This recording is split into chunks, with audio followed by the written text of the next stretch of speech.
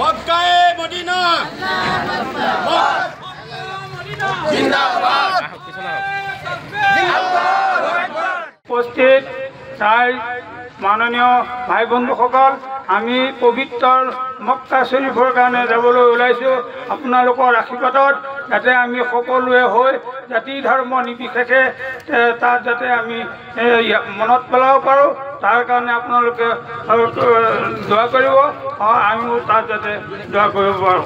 আমি জাজৰি গাঁৱৰ পৰা 5 গৰাকী পবিত্ৰ মক্কা ও মদিনা শৰীফৰ যাবৰ কাৰণে ওপৰজনৰ আশীৰ্বাদত যাবলৈ ওলাইছোঁ। গতিকে আপোনালোকৰ পৰা বহু আশাত আশীৰ্বাদ থাকিল। লগতে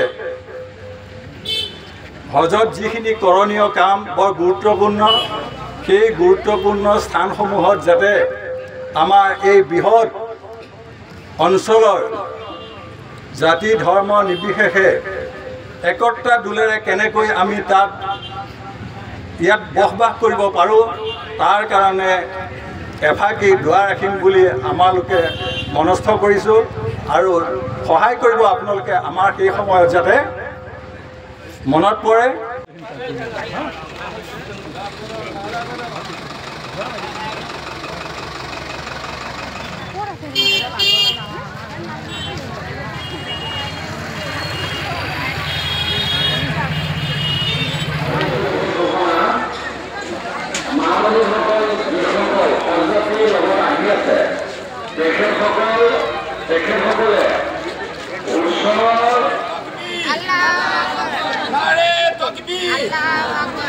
মক্কায়ে মদিনা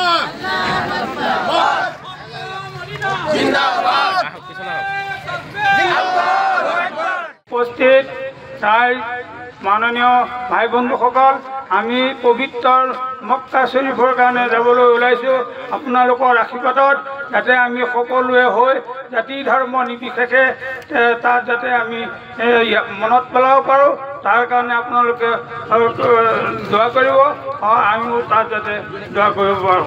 আমি জাজৰি গাঁৱৰ পৰা 5 গৰাকী পবিত্ৰ মক্কা ও মদিনা শৰীফৰ যাবৰ কাৰণে ওপৰজনৰ আশীৰ্বাদত যাবলৈ ওলাইছোঁ। গতিকে আপোনালোকৰ পৰা বহু আশাত আশীৰ্বাদ থাকিল।